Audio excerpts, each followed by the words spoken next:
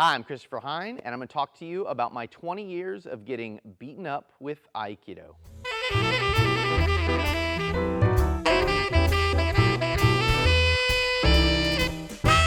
So, if you've seen my previous video, there's a video right before this. The video talks about my experiences and my journey in the beginning of my Aikido practice. So I learned Aikido at a large Aikido school, became a black belt in Aikido, then I got in a fight. Aikido didn't work for me.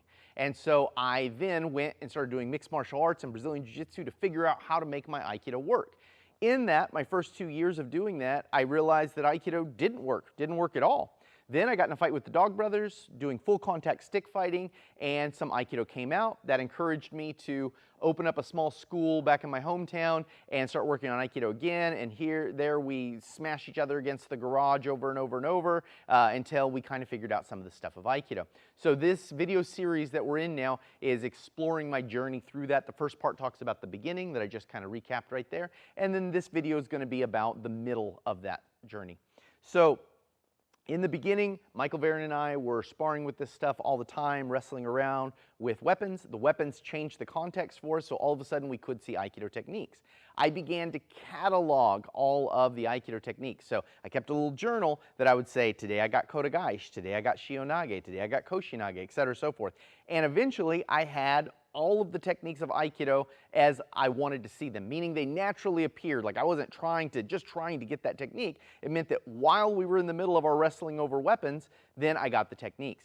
We soon included the rest of the school in it. So at first it was just Michael and I who were the teachers there, and then we included the rest of the students and got them doing these kinds of things, and we could again see more and more techniques naturally appear. And I could start to see them from people who hadn't spent 5, 6 years doing Aikido, but people who had just been doing Aikido for less than a year actually, doing Aikido techniques because the context was so natural that they would appear.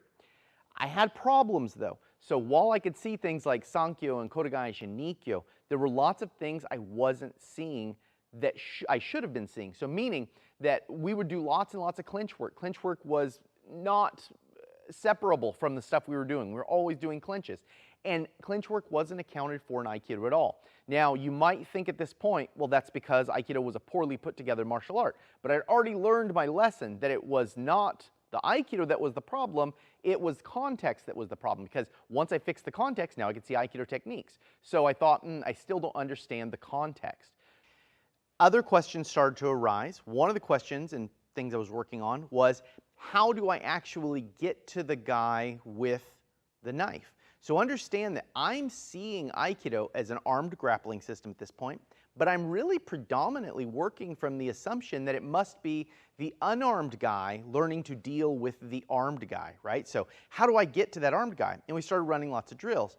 If you've ever had a practice like this, you realize that when someone has a weapon, it's really difficult to get to them without getting cut severely regularly. So this is a real problem when you're looking at it as being the unarmed guy trying to deal with the armed guy. But again, going back to understanding what wrist grabs do, this starts to illustrate something to us, and that's that the Aikido person, the person doing the Aikido techniques, they're the one who's having the wrist grab, so they're training for the unlikely situation that someone actually catches your wrist. So this really started to change things for me, and I started to realize this, and this led to some other problems that I was having. So I started trying to figure out why in the world there would not be clinches. Now, luckily for me, I began working on another problem at exactly the same time, and that problem was multiple attackers. I quickly learned that even when my students were way smaller than me and less trained than me and not as able as me, they still in numbers could take me down, right? So multiples of them would still take me down. And I realized that if they got a hold of me and we went into any kind of held position, I might be able to force my way out because I'm a lot stronger, but it's going to be a real fight. And if those guys were the same skill level and size as me, there's no way. Every time I would lose. I put this together with the weapon context issues and started to realize that instead of being kind of what I imagined it to be, and this is because this is what's in movies and stuff, right? In movies, the good guy throws his knife away and then he, does some special martial arts moves to win the day. I realized that was the kind of context I was trying to force. So when I understood Aikido as a weapon system, I understood it as, oh, I must be unarmed and I'm trying to deal with an armed guy. That led to clinches, and it led to a reasonable amount of success. But once I started to realize that actually it was the other way around, and that the Aikido person should be the armed person, that changed things. So if you're in a situation where bigger, stronger people are trying to hurt you, you're going to use a weapon. And that was the context that Aikido was talking about. The only way you're going to be able to handle multiple attackers is if you have a weapon that can do so much serious damage that it will hurt and stop the other people immediately. So I flipped the context of what we were doing and started making the Nage the person who was armed, and the unarmed people the people who were attacking. Now my complete objective set changed. I no longer wanted to see clinch work, because if I clinched, that meant as soon as I was clinching with one person, another person would come in and get me. And I couldn't use my weapon as effectively in the clinch as I could at a distance. So by making the Aikido person the armed person, all of a sudden I flipped the context and we see why Aikido doesn't have clinch work. You shouldn't be in the clinch. And in fact, Aikido is working from the lighter holds. This answered another big problem that I'd had for a long time. So one of the big problems I had was do-dori, right? So body grabs like kata-dori, mune-dori, iri-dori. These things didn't fit into my previous context. The reason they didn't fit in there is because those positions were so transitory, they only happened for a split second.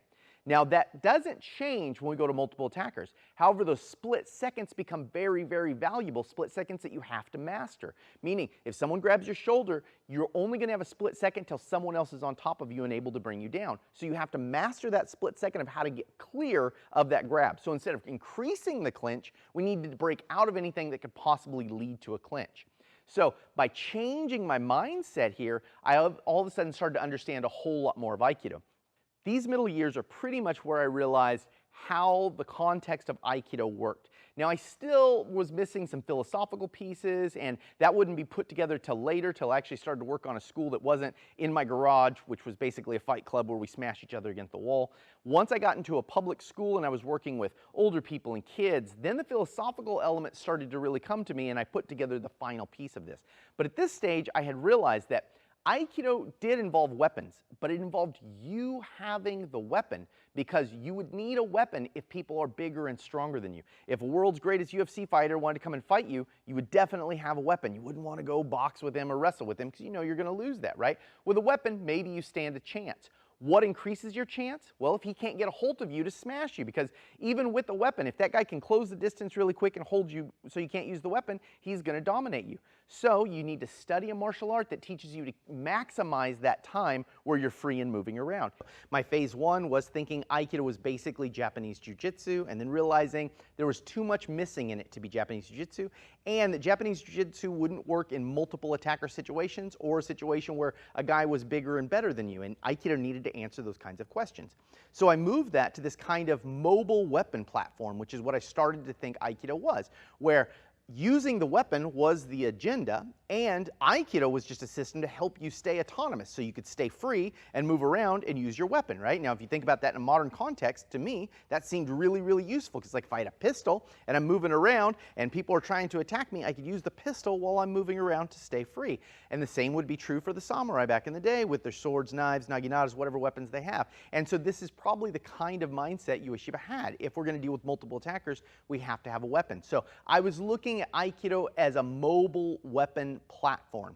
There's another phase, so this is my phase two. Phase three is me starting to understand how the philosophy of Aikido ties to this. Because understand, this is supposed to be a peaceful martial art. So how does this peaceful martial art tie into this mobile weapon platform, right? That definitely doesn't sound like a peaceful martial art.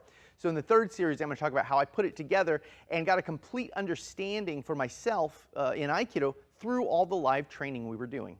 All right, I would like to say thank you to all my patrons who really help make my videos possible, right? So they help me get new equipment and help me live my regular life. So thanks a lot to all my patrons. I appreciate you guys. If you're interested in regular videos from me, going to Patreon is the way to do that, because I just kind of make YouTube videos as the whim strikes me. If I feel like making a YouTube video, I make a YouTube video or a series. Otherwise, I'm weekly making videos over here on Patreon. So you can go to Patreon and become one of my patrons, and that would be much appreciated. I'm Christopher Hines. Stay tuned for the third installment in this series, where I talk about how I actually figure out what Aikido is aside from a mobile weapon platform, and use it in another way. And that actually ties together the philosophy of Aikido and what we were doing at the dojo.